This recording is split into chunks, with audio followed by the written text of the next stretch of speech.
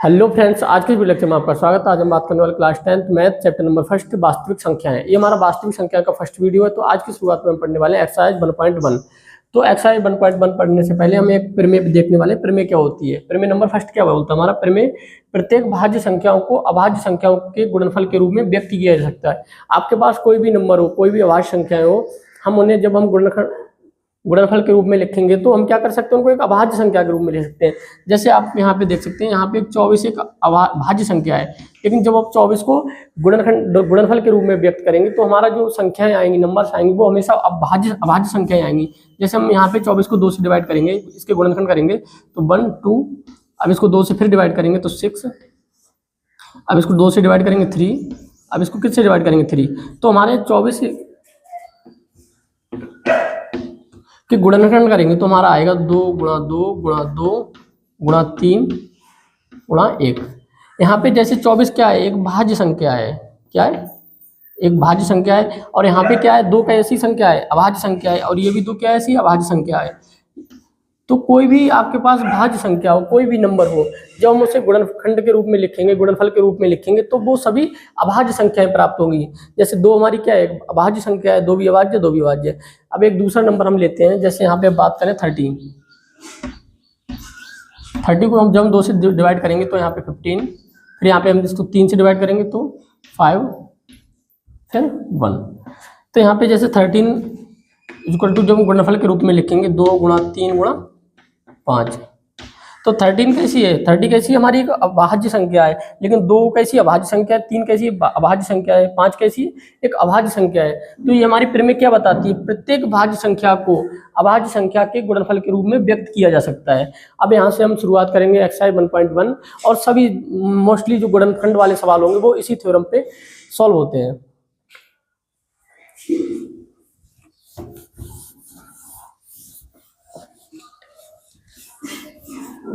अब जैसे हमारा एक्सरसाइज 1.1, निम्नलिखित संख्याओं को अभाज्य गुणनखंडों के गुणनफल के रूप में लिखिए।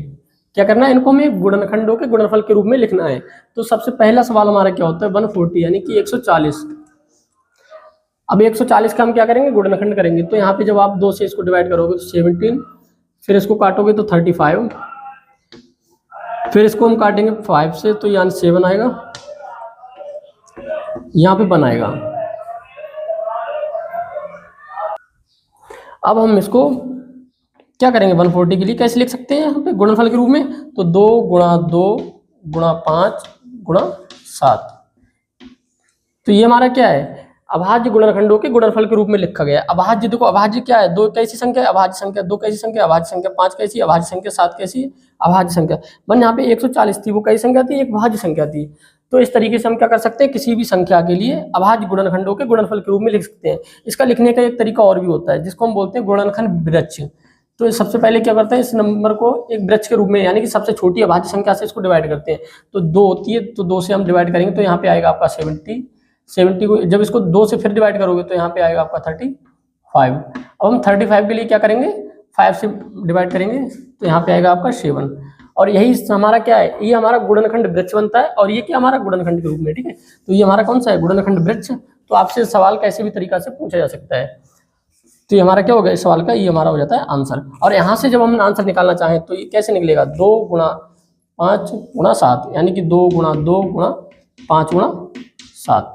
ये हमारा गुणनखंड वृक्ष के रूप में इसका आंसर आया। अब हम नेक्स्ट सवाल के लिए सॉल्व करेंगे 156 यानी कि 156।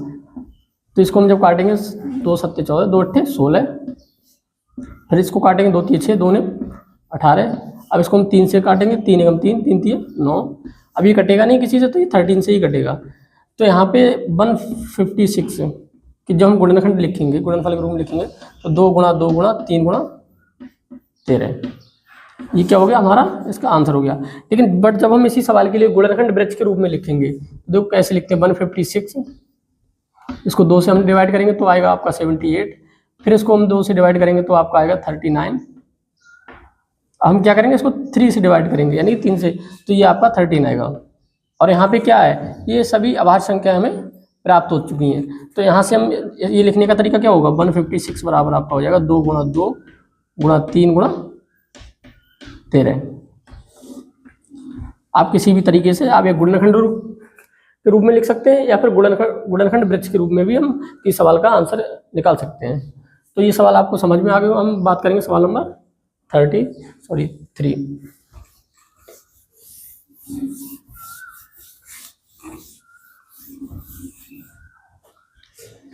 ये आपका है 3, 8, 2, 5। तो इसको भाज्य गुणनखंड के रूप में, तो इसको हम सबसे पहले किससे डिवाइड करेंगे? छोटी संख्या से। तो ये देखो 3 से कटेगी या नहीं कटेगी? जो 3 से काटने का नियम होता है वो क्या होता है, हम सभी संख्याओं को ऐड करेंगे और फिर देखेंगे 3 से कट रही है नहीं कट रही। तो 3 और 8 11, 11 और 2 13, 13 5 18, तो यानी कट जाएगी 3 से। तो 3 एकम 3, 3 दूनी 6, बचा आपका 2, 3 सत्ते 21, 3 पंजे 15। अब हम इसको फिर से 3 से काटेंगे, कटेगा नहीं कटेगा? 3, 3 और 7 10, 15 कट जाएगा। तो इसको फिर से 3, 3 चौक 12, 3 दूनी 6, 3 पंजे 15। अब ये कटेगा नहीं कटेगा? 3 से 4 7 5 6 5 11 नहीं कटेगा। तो इसको हम काटेंगे 5 से। तो 5 8 40, बचा 2 5 25। फिर इसको हम 5 से काटेंगे, तो यहाँ 5 5 5 7 35। अब ये कटेगा नहीं, तो ये कटेगा आपका 17 से। तो यहाँ पे जो आपका गुणनखंड 3 8 2 5, जिसको हम लिख सकते हैं 3 गुणा 3, 5 गुणा 5 गुणा 17। तो ये हो जाएगा 3 का स्क्वायर गुणा 5 का स्क्वायर गुणा 17। ये हमारा क्या हो गया? आंसर हो गया। ठीक है, अब इसी सवाल को हम गुणनखंड वृक्ष के रूप में लिखेंगे 3 8 2 5। सबसे पहले हम क्या करते हैं, सबसे छोटी अभाज्य संख्या से इसको डिवाइड करते हैं। तो ये हमारी 3 से कट जाती है और जिसको काटने के बाद आया था 12 75। जब हमने फिर इसको 3 से काटा था तो ये हमारा आया था 4 2 5 425। अब हमने क्या किया, इसको 5 से काटा। 5 से काटने पे आपका आ रहा था 8 5। फिर से इसको हमने 5 से भाग किया था तो ये आपका आया था 17। अभी हमारी जो 3825 है वो क्या किस में बदल चुका है? सभी अभाज्य संख्याओं में बदल चुका है। 3 3 5 5 7। तो इसको हम कैसे लिख सकते हैं? इस टाइप से भी इसको जो हम कंबाइन करके लिखेंगे तो ये हमारा यही आंसर आएगा। तो ये हमारा कौन सा तरीका है? गुणनखंड वृक्ष के रूप में। बट हमें कैसे करना है? अभाज्य गुणनखंडों को के गुणनफल के रूप में लिखना है। यानी इस टाइप से भी हम कर सकते हैं, इस टाइप से भी कर सकते हैं। और नेक्स्ट सवाल आता है आपका सवाल नंबर 4, 5005।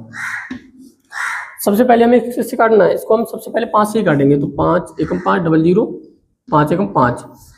अभी ये कट जाएगा आपका, शायद आपको कटेगा ये 9 से कट जाएगा। तो 9 एकम 9, बचा 1। तो ये 11 से कटेगा। सबसे पहले 11 नियम 99। अब 11 नियम 99 करेंगे तो 1 बचेगा। तो 11 एकम 11। अभी ये आपका कट जाएगा 7 से। तो 7 एकम 7, 7 21। अब 13 किससे कटेगा? 30 से ही कटेगा। तो ये हमारा हो जाएगा 5005 का। सबसे पहले छोटी संख्या के क्रम में लिखते हैं। चलो ऐसे लिखेंगे 11 गुणा 7 गुणा 13। एक बार फिर से इसको सही से लिखेंगे 5 गुणा 7 गुणा 11 गुणा 13। तो ये हमने अभाज्य गुणनखंडों के रूप में लिख चुके हैं। सही समझ में, देखो आपको समझ में आ रहा होगा कि 5005 कैसी संख्या थी? एक भाज्य संख्या थी। लेकिन जब हमने उसके गुणनखंडों के गुणनफल के रूप में लिखा था तो अभाज्य संख्या, सभी संख्या कैसी प्राप्त होती है? हमें हमेशा अभाज्य संख्या प्राप्त होती है। 5 भी आपकी अभाज्य संख्या, 7 भी अभाज्य संख्या, 11 भी अभाज्य संख्या, 13 भी अभाज्य संख्या है। ये अभाज्य संख्या भी होती है जिसको हम किसी अन्य संख्याओं से नहीं काट सकते, वो सिर्फ स्वयं से कटे और 1 से कटे। तो ऐसी संख्या हमारी क्या कहलाती है? अभाज्य संख्या कहलाती है। और भाज्य संख्या क्या होती है? जो स्वयं और 1 के अतिरिक्त किसी अन्य संख्या से कट जाती है। तो ऐसी संख्या क्या कहलाती है? हमारी भाज्य संख्या कहलाती है।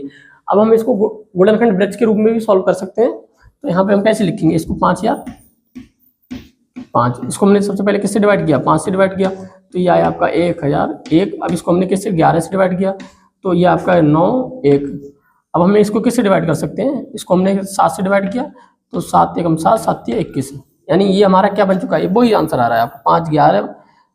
ठीक है, जो लास्ट में आते हैं नंबर। तो ये हमारा आंसर हो चुका है। अब हम सवाल नंबर 5 की बात करेंगे।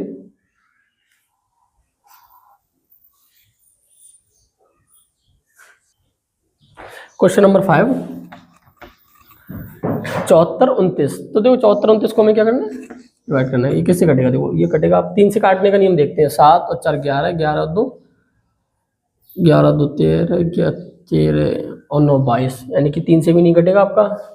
जब 2 से नहीं कटती, 2 से तो कटना नहीं है, विषम संख्या है, 3 से भी नहीं कट रहा है, 4 से भी नहीं कटेगा, 5 से भी नहीं कटेगा, 6 से भी नहीं कटेगा, 7 से कटेगा, 7 एवं 7, 7 छक 42 नहीं कटेगा, 11 से 11 छक 66, 66 बच्चा 8, 11 77 नहीं कटेगा। तो यहाँ पे ये संख्या कटेगी आपकी 17 से, थोड़ा डिवाइड करेंगे इसको, 74 29 17 चौक 68, ये आपका हो जाता है। यहाँ पे 4 14 6 बचेगा। अब 17 में 17 57 51 1 1, हाँ ये कट जाएगा, 17 7 7 7 49, 7 एकम 7 और 4 11 है, ठीक है। 17 से कट जाएगा, सबसे पहले हम इसको कैसे काटेंगे, 17 से। 17 से काटने में कितना है, 4 3 7। अब ये 437 कटेगा आपका, अब ये कट जाएगा 19 एकम 19 दूनी 38 है, 38 यानी 5 बच रहा है, ठीक है, 19 से कटेगा। तो 437 को हम जब कैसे काटेंगे, 19 से, तो 19 दूनी 38 बच्चा आपका, यहाँ से लिया 5 बचा, ये 7, 19 से 29 57, यानी कि जब 19 से हम इसको डिवाइड करेंगे तो किससे कटेगा, बचेगा हमारा 23 बचेगा। और 23 हमारी कैसी है, अभाज्य संख्या जो किसी से कटती ही नहीं है। तो ये हमारा हो जाएगा 74, 29 का आंसर आएगा आपका 17 गुणा 19 गुणा 23, ये क्या हो गया हमारा आंसर है। तो जो हमारा पहला सवाल था कि निम्न संख्याओं को गुणनखंडों के गुणनफल के रूप में लिखना था, वो हम यहाँ पे जो 5 सवाल दिए थे, पॉइंट 1 1 2 3 4 करके, तो उनको हमने सॉल्व कर लिया है। अब हम सवाल नंबर 2 यानी क्वेश्चन नंबर 2 की बात करेंगे। क्वेश्चन नंबर 2 क्या बोलता है, पूर्णांकों के निम्नलिखित युग्मों के एचसीएफ तथा एलसीएम ज्ञात कीजिए। जांच कीजिए कि दो संख्याओं का गुणनफल बराबर होता है एलसीएम गुणा एचसीएफ। तो देखो सबसे पहले हमें समझना होगा कि एचसीएफ होता क्या है। एचसीएफ इसका मतलब होता है हाईएस्ट, हाईएस्ट मतलब बड़ा सा बड़ा, हाईएस्ट कॉमन फैक्टर। जब भी आपको दो संख्याएं दी हों, क्या हो, दो संख्याएं दी हों, तो उनमें हमें सब बड़ी से बड़ी संख्या बतानी होती है जो उन दोनों संख्याओं को डिवाइड कर रही होती है। जैसे हमने उदाहरण के लिए लिखा था आपका 12 18 24, आपको दो नहीं 3 संख्या भी हो सकती है, कुछ भी हो सकता है। तो हमें इनमें ऐसी संख्या बतानी है, ऐसे हमें ये बताएगा कि इनमें हमें वह बड़ी से बड़ी संख्या बताओ जो इन सभी के लिए डिवाइड कर दे। जैसे इनको सभी को 2 भी डिवाइड कर सकता है, क्या कर सकते हैं, 2 पूर्णतः डिवाइड कर देगा, 2 12 को कट करेगा, 18 को कट करेगा, 24 को भी कट करेगा। आपका 3 भी तीनों संख्याओं को कट कर देगा, 3 चौक 12, 3 छक 18, 3 अट्ठे 24। आपका 4 भी 4 नहीं कटेगा, तो यहाँ पे आपका 6 भी क्या करेगा, इन सभी संख्याओं को कट कर देगा, 6 दूनी 12, 6 18, 6 चौक 24। और कोई संख्या है कोई इसको कट करेगी नहीं, कट करेगी, ठीक है। तो यहाँ पे जो सबसे बड़ी संख्या होती है, देखो 2 भी कट कर रहा है, 3 भी कट कर रहा है, कोई मतलब नहीं, बट यहाँ पे जो सबसे बड़ी संख्या होती है वो हमारी क्या बनती है, एचसीएफ बन जाती है, यानी कि जिसको हम हिंदी में मासा बोलते हैं लोग, मासा बन जाती है, ठीक है, महत्तम समावर्तक। तो आप लोग समझ चुके हो क्या होता है एचसीएफ, क्या होता है, हाईएस्ट कॉमन फैक्टर, वह बड़ी से बड़ी संख्या जो दी हुई संख्याओं को पूर्णतः डिवाइड कर देती है। ऐसी संख्या क्या कहलाती है, मासा या एचसीएफ है। फिर एक नंबर आता है एलसीएम, ये होता है आपका लीस्ट, लीस्ट मतलब छोटा, कॉमन फैक्टर।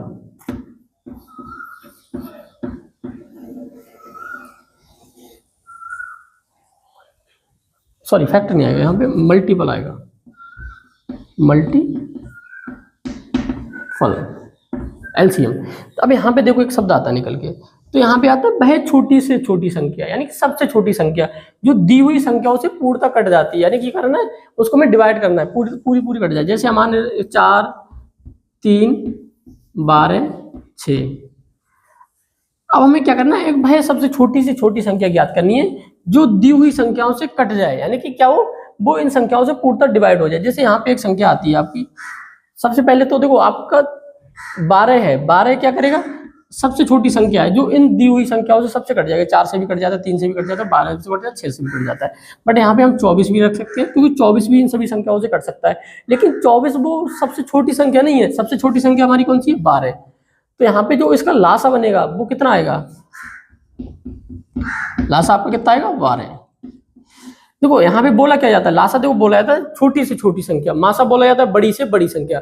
बट हम जब दो संख्याओं को लासा और मासा ज्ञात करते हैं तो हमें लासा बड़ी संख्या प्राप्त होती है। ऐसा नहीं कि लासा हमारा छोटी संख्या, क्यों? लासा को हमें डिवाइड करना होता है। अब मासा वह संख्या होती है जिससे हम संख्या को डिवाइड करते हैं। लासा जिससे संख्या डिवाइड, लासा क्या है? जो दी हुई संख्याओं से डिवाइड होता है पूर्णतः, वह छोटी छोटी संख्या। मासा क्या होता है? जो दी हुई संख्याओं को डिवाइड करता है। तो हम इसी बेस पे क्या पढ़ेंगे, अब हम इन सवालों को सॉल्व करेंगे। जो लासा मासा एक होता है हमारा दो संख्याओं का गुणनफल बराबर, इसको हम बात को देखेंगे और इन संख्याओं को सॉल्व करेंगे।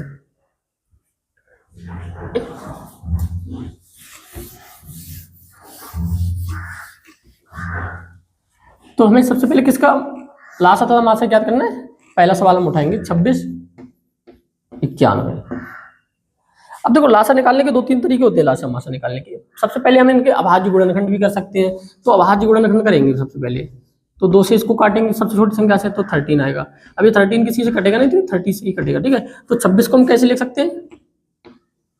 2 गुणा 13। अब हम 91 की बात करेंगे 91। तो 91 को हम कैसे काट सकते हैं? यहाँ पे यानी कटेगा 7 से कटेगा आपका, तो 7 एकम 7, 7 या 21। अब ये 13 किसी से कटने वाला नहीं है, तो ये 1 से। तो यहाँ पे 91 को हम कैसे लिख सकते हैं? 7 गुणा 13। अब देखो हम इनका लासा तथा मासा कैसे ज्ञात करेंगे? तो सबसे पहले तो हमें मासा एचसीएफ की बात करेंगे। एचसीएफ मतलब मासा, जो भी संख्या हमारी क्या हो, दोनों में एक जैसी हो। क्या हो? दोनों में एक जैसी संख्या हो, वो हमारा क्या बन जाता है? मासा बन जाता है। उन संख्याओं को गुणनफल मतलब सिर्फ एक ही बार लिखना होता है, गुणनफल नहीं करना होता। ठीक है, तो वो संख्या हमारी क्या होती है? मासा होती है। तो ये आपका 13 क्या हो जाएगा? यहाँ पे मासा हो जाएगा, एचसीएफ हो जाएगा। अब इसका मतलब समझो, देखो 13 वह बड़ी से बड़ी संख्या जो दी हुई संख्याओं को डिवाइड कर सकता है। सही है। अब हम बात करेंगे एलसीएम की। तो एलसीएम क्या होता है? एलसीएम आपका सबसे पहले जो भी मासा निकल के आया, ये मासा यानी 13 आ जाएगा आपका, और जो दूसरी संख्या है 2 गुणा 7, यानी कि जो कॉमन संख्या होती है उनको क्या करना होता है? सिर्फ एक बार लिखना होता है। कॉमन संख्या को क्या करना है? सिर्फ एक बार लिखना है, और जो अदर संख्या है उनको भी एक बार लिख के गुणा करना है। तो 13 दूनी 26, 26 गुणा 7, 7 छंग 42, 7 दूनी 14, 14 और 4 182।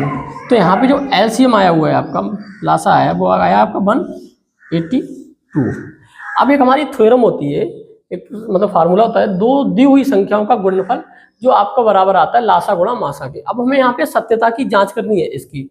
तो यहाँ पे इस बात के लिए जांच करने के लिए हमें दोनों संख्याओं का गुणनफल करना होगा और लासा और गुणा मासा करना होगा यहाँ पे। तो एलसीएम गुणा एचसीएफ बराबर एक्स गुणा वाई, यानी एक्स वाई क्या है भाई? दो संख्या है। ठीक है, तो यहाँ पे देखो लासा हमारा कितना आ रहा है? 182, लासा कितना है?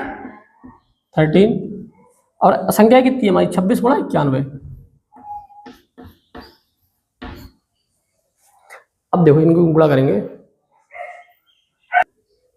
अब हम इन दोनों संख्याओं का क्या करेंगे? गुणा करेंगे, और देखेंगे दोनों संख्याओं को जो गुणा आ रहा है, लासा गुणा मासा, और दोनों संख्याओं का गुणनफल बराबर आ रहा है, नहीं आ रहा है। ठीक है, तो इसको 182 3 दूनी 6, 3 अट्ठे 24, 3 एकम 3 और 2 5। अब यहाँ पे 1 से करेंगे तो 2 8 1, यानी कि यहाँ पे आएगा 6 6 5 और 8 13 और 2 2366 आ रहा है। यानी कि इनका गुणनफल कितना आ रहा है? 2366। अब वो हमें चेक करना है कि इनके बराबर आ रहा है 91 26। तो 6 एकम 6, 6 नेम 54 और 2 9 दूनी 18, तो 6 6 3 2366। हाँ सही है, 2366। यानी यहाँ पे क्या कर सकते हैं हम? यहाँ पे आपको दिख रहा होगा कि साफ साफ कि एलसीएम गुणा एचसीएफ बराबर दोनों संख्याओं का गुणनफल। 26 91 तो वही संख्या थी, तो इनका जो हमारा गुणनफल आ रहा है वो बराबर आ रहा है। तो यहाँ पे हमने सत्यता की जांच भी कर ली। अगर ये सही जाती है चीज़, यानी बराबर आ रहा है, तो हमारा लासा और मासा क्या है? एकदम एक्यूरेट है। तो आई थिंक आप लोग समझ चुके होंगे। जो हमारा सवाल नंबर फर्स्ट था 2691 का हमने एलसीएम ज्ञात किया और उनके बाद हमने उसकी सत्यता की जांच की।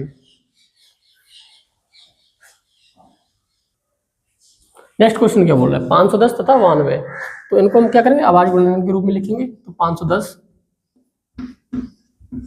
सबसे पहले इसको 2 से कट करेंगे, तो 2 दूनी 4, 2 पंजे 10, 2 पंजे 10 यानी 255। अभी आपका कटेगा 3 से कट जाएगा, 3 अट्ठे 24, 3 पंजे 15। अभी 5 से कटेगा, तो 5 5 7 35। अभी कैसे से कटेगा, 17 से ही कटेगा। तो 510 को हम कैसे लिख सकते हैं अभाज्य गुणनखंड के रूप में, 2 गुणा 3 गुणा 5 गुणा 17। अब क्या करेंगे, 92 यानी 92 को, तो यहाँ 2 से कट करेंगे, 2 चौक 8, 2 छंग। अब इसको हम कट करेंगे, 2 से कट करेंगे फिर से, तो 2 दूनी 4, 2 3 6, 23 आ रहा है, 23 के सी कटने वाला नहीं, तो यानी कि 92 को हम कैसे लिख सकते हैं, 2 गुणा 23। अब देखो इसमें जो मासा होता है और लासा होता है, HCF की बात करेंगे, HCF। अब इनमें देखो कॉमन कौन सा फैक्टर आ रहा है, कॉमन फैक्टर है आपका 2,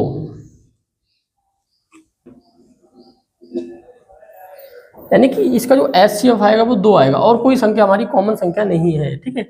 और जिसका LCM आएगा वो कितना आएगा, जो भी कॉमन फैक्टर है उसको एक बार लिखना है और सभी क्या करने हैं, गुणा कर देना होता है।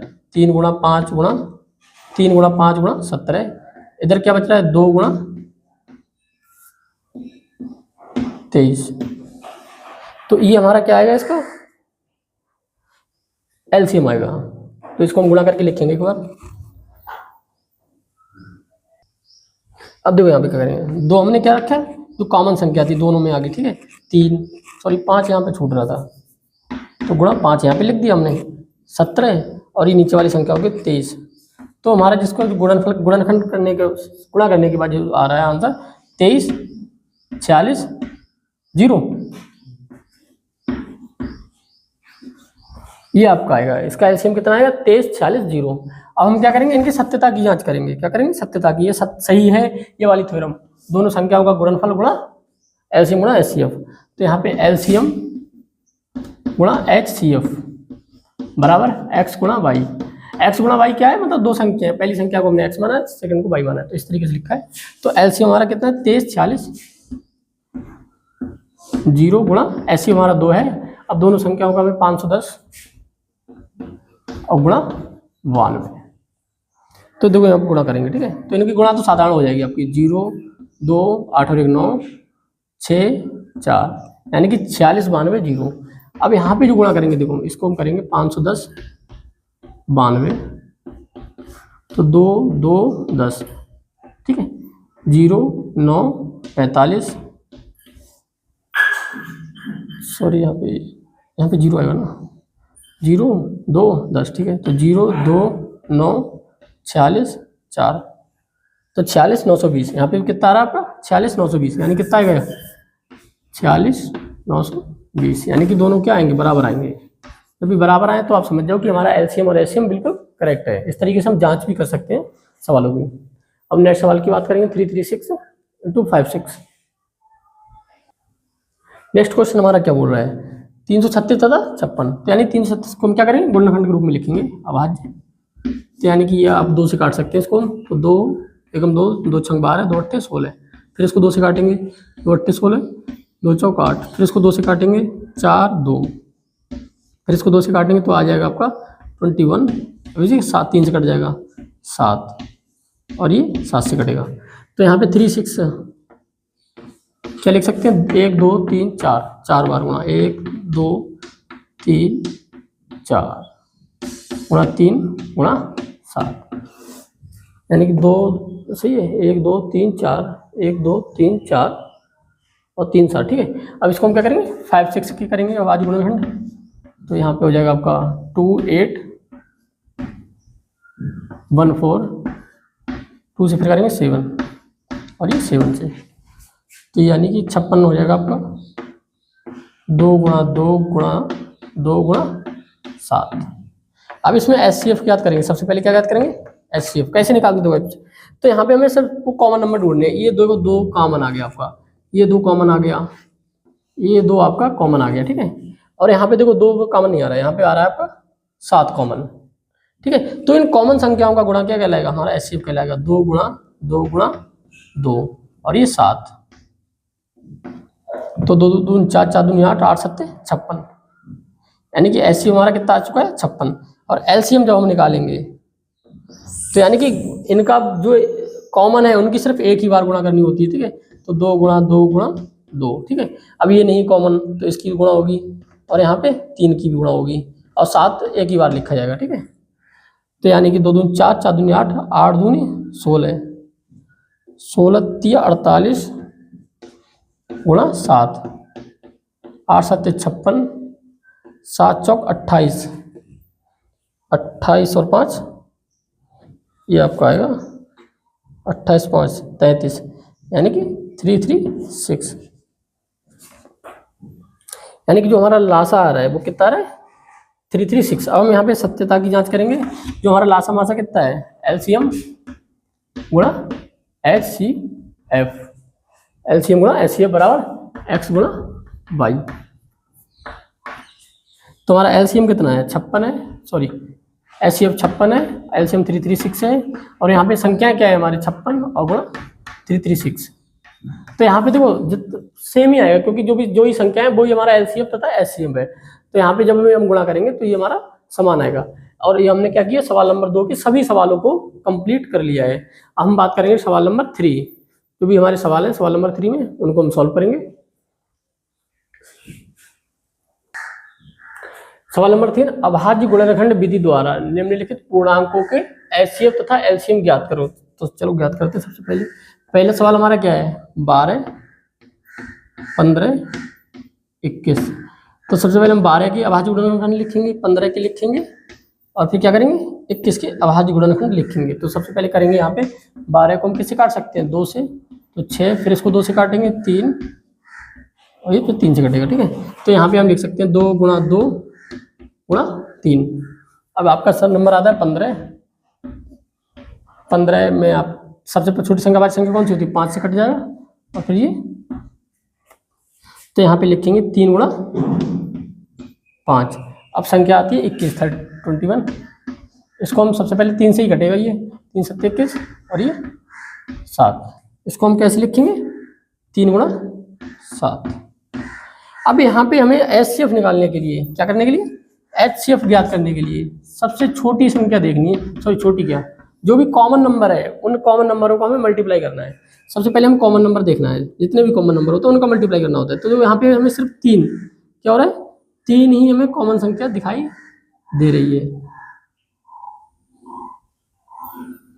तो ये हमारा इसका एचसीएफ कितना हो जाएगा 3 हो जाएगा, और 3 कितनी बार है सिर्फ एक बार, तो 3 हो जाएगा आपका एचसीएफ।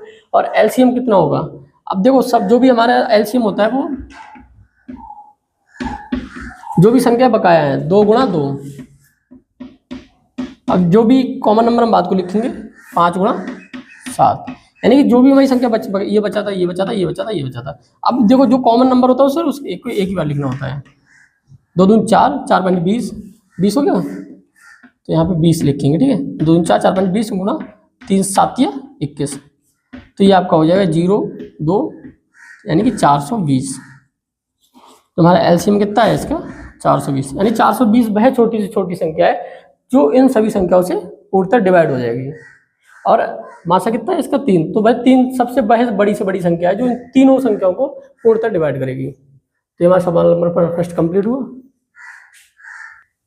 सेकंड क्वेश्चन हमारा क्या कह रहा था, सेकंड क्वेश्चन में जो हमारे नंबर दिए हुए हैं वो कितने 17 है आपका, 23 है और 29 है। तो यहाँ से जब भी हम 17 को क्या करेंगे डिवाइड करेंगे तो 17 से ही कटेगा, तो 17 आएगा इसका मल्टीपल 17 गुणा 1, ये आपका आएगा 23 गुणा 1, क्योंकि किसी संख्या से कटने वाली संख्या है ही नहीं, सभी क्या है ये अभाज्य संख्या है। तो अभाज्य संख्या किससे कटती है खुद से, मतलब स्वयं से कटेंगी और 1 से कटेंगी, तो हम वही लिखेंगे यहाँ पे 29 गुणा 1। तो यहाँ पे जो एचसीएफ निकालेंगे, एचसीएफ आपका कितना आएगा, एचसीएफ होता है हमारा कॉमन नंबर, और जो कॉमन क्या आ रहा है 1, तो इनका एचसीएफ कितना हो जाएगा सभी का 1, यानी कि ये सभी छोटी छोटी संख्या भाई होगी जो 1 से कट जाएंगे सभी। लेकिन जो एलसीएम होगा इसका क्या होगा एलसीएम, यानी कि सभी संख्याओं की गुणा हो जाएगी, 17 गुणा 23 गुणा 29, और गुणा 1 जो भी हमारा कॉमन नंबर होता है। तो यहाँ पे जब हम इसको गुणा करेंगे तो देखो क्या करते हैं, 17 गुणा 23, 23 17 7 21 हासिल का 2, 7 दूनी 14 और 2 16 और 3 2, तो 1 9 3 300। अब इसको हम गुणा करेंगे 29 से, 9 9 में 81 हासिल का 8, 9 3 27 और 8 27 और 8 आपका बनता है 33। अब यहाँ पे इसको करेंगे तो 9 दूनी 18, सॉरी 2 दूनी 2 एकम 2, 2 नियम 18, 2 3 6 और 1 7, तो 9 3 11 और 11, तो इनको जो हमारा एलसीएम आ रहा है 11,139। क्या करिए, यहाँ पे थोड़ा सा मिस्टेक हो रहा है। तो क्या हो रहा है, जब हम इसको गुणा कर रहे हैं 9 एकम 9, 9 दूनी 9 ने 81 हासिल का 8, 9 3 27, 27 और 8 का होता है भाई, सॉरी 35 होता है, तो यहाँ पे 35 आएगा 5। अब यहाँ पे जोड़ेंगे तो 9 3 और ये 8 और 5 13, यहाँ पे थोड़ा सा मिस्टेक हो रहा था, तो 11,339 का आंसर आ जाएगा। अब हम क्या देखो, हमारा सवाल नंबर 3 है, इसमें भी हमारी सभी कैसी दी रखी है, यानी कि चलो यहाँ पे सॉल्व करना पड़ेगा इसको। सवाल नंबर 3 का 3, तो यहाँ पे 8 9 25। अब देखो 8 को करेंगे तो या 8 कैसे लिख सकते हैं, 2 गुणा 2 गुणा 2, यानी कि ये हमारा क्या बनेगा, इसका अभाज्य गुणनखंड बनेगा 2 गुणा 2 गुणा 2।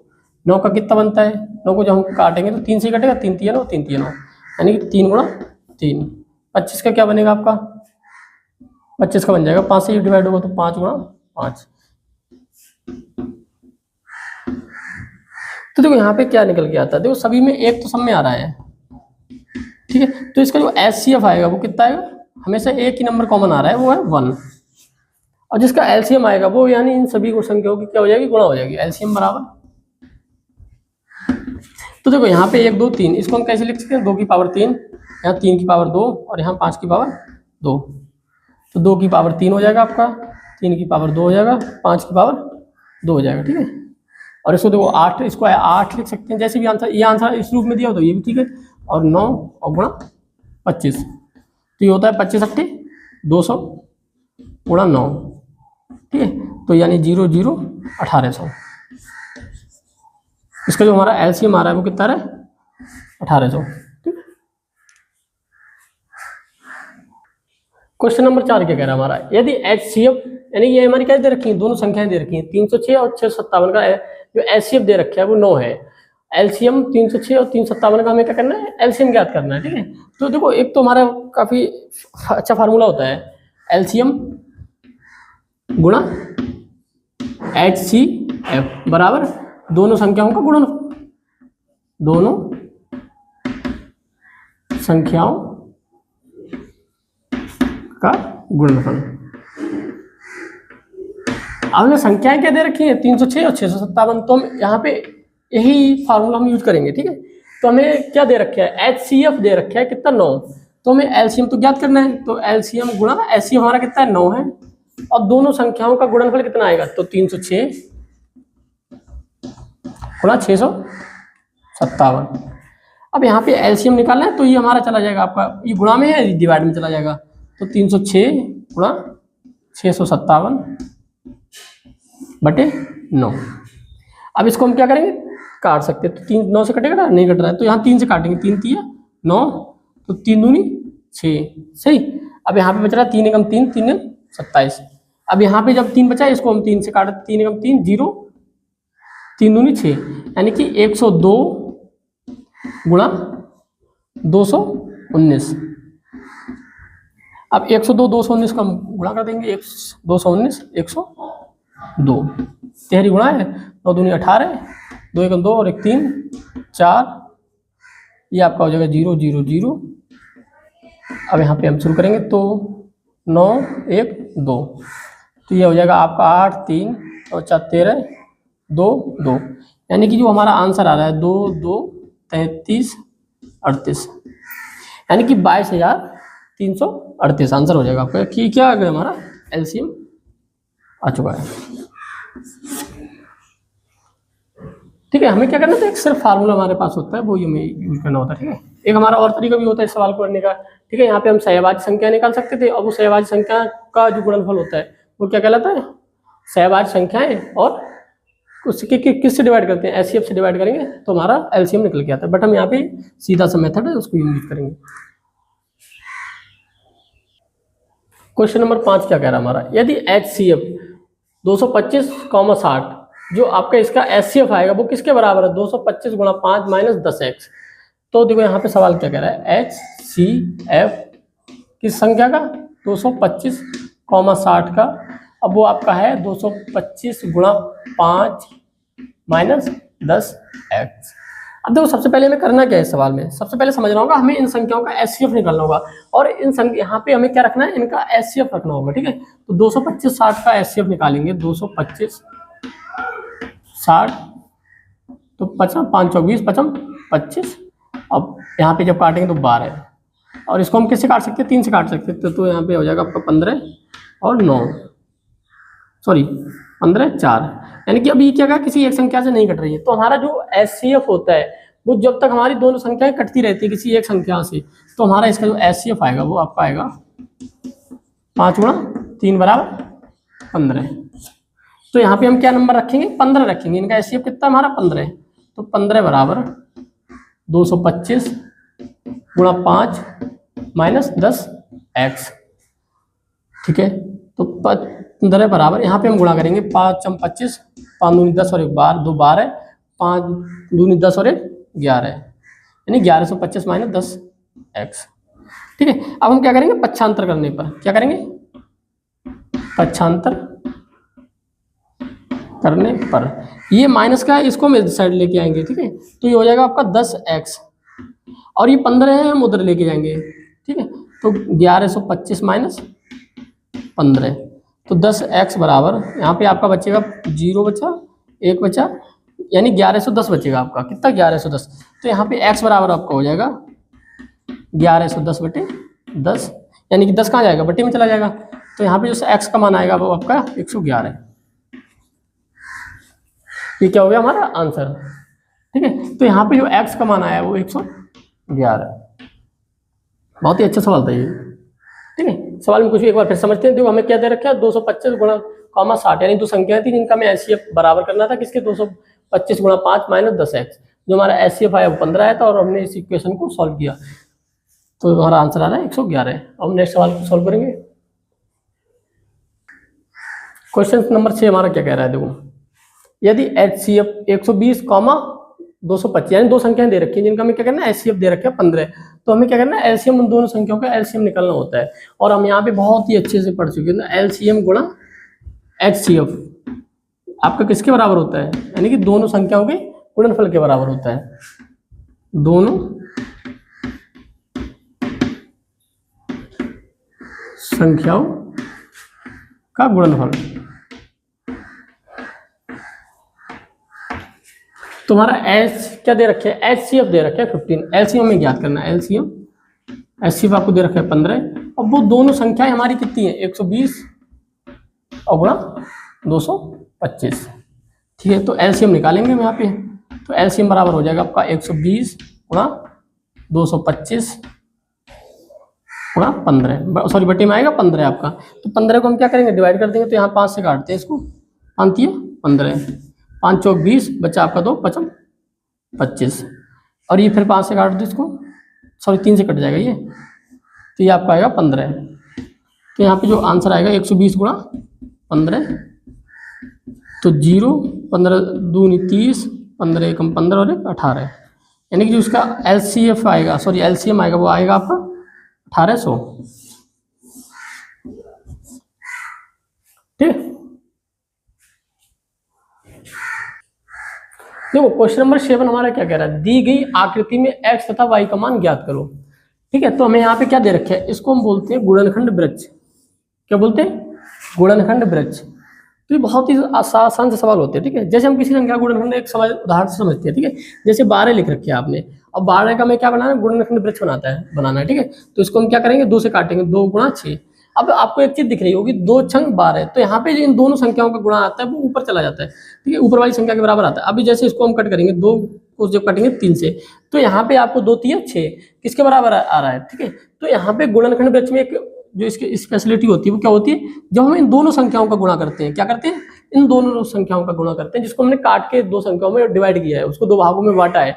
जब उन दोनों संख्याओं को जो हम गुणा करते हैं, तो जिस संख्या को हमने काट के बनाया है उसका क्या आता है, वही संख्या आ जाती है।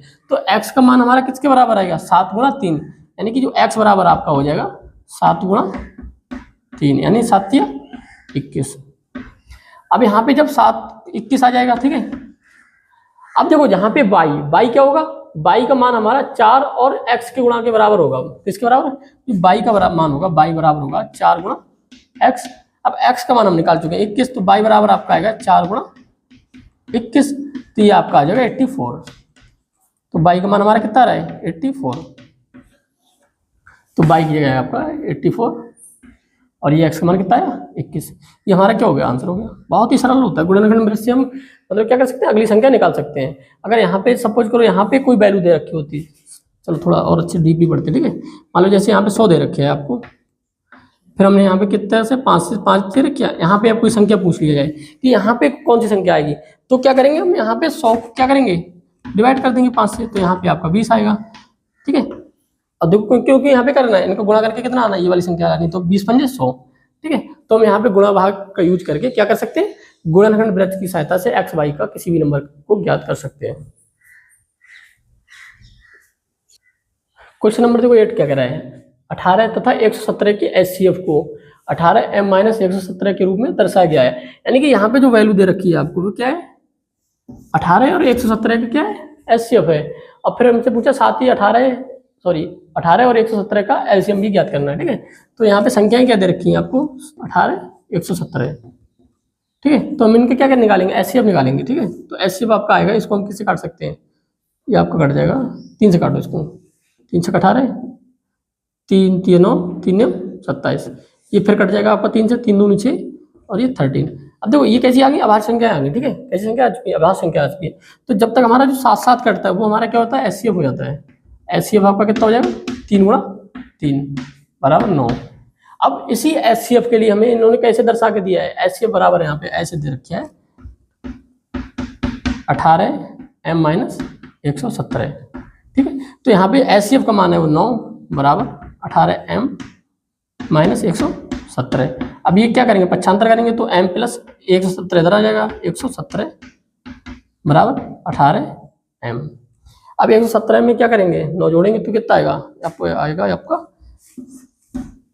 यहीं पे लिखेंगे 126 आएगा शायद, सॉरी 26, 126 18 18m। तो m बराबर आपका आ जाएगा 126/18। अब यहाँ पे 18 को हम काटेंगे, 18 से काटेंगे, 18 यहाँ पे चला जाएगा 126, चलो ऐसे काटते हैं इसको, 2 से काटो इसको, तो 6 3 63 हो जाएगा, ये 9 हो जाएगा, 9 7 63, यानी कि m का मान कितना रहा है यहाँ पे 7, क्यों 18 7 कितना होता है, 126 होता है, ठीक है। अब m का मान तुम्हारा निकल चुका है, m का मान कितना आया रूप में दर्शाएगा 7 ही 118, ठीक है। m का मान आ गया, तो यहाँ पे आप देखो 18 117 क्या करना है, एलसीएम ज्ञात करना है। तो एलसीएम क्या है, तो यहाँ से हम एलसीएम ज्ञात कर सकते हैं, 2 से कट जाएगा तो 1 और 13, अब इसको 13 से काट देंगे 1 1, तो यहाँ पे क्या हो जाएगा, एलसीएम बराबर आपका हो जाएगा, इन सभी का गुणा हो जाता है, 3 गुणा 3 गुणा 2 गुणा 13, 3 3 9 9 दूनी 18 और गुणा 13, 18 गुणा 13 कितना आएगा, 13 8 104, तो हाँ 104 हो रहा है, तो यहाँ पे 4 लिखा जाएगा, हासिल का 10 हो जाएगा, और 13 कम 13 13 और 10 13 10 23 हो जाएगा आपका 234। तो इनका जो एलसीएम आएगा वो 234 आएगा, एम का मान कितना आएगा 7 आएगा। तो आई थिंक आप लोग समझ चुके होंगे। तो आज की इस वीडियो लेक्चर को हम यहीं पर समाप्त करेंगे, और इसके जो बाकी के सवाल हैं 4 से 5 सवाल, उनको हम नेक्स्ट वीडियो में सॉल्व करेंगे।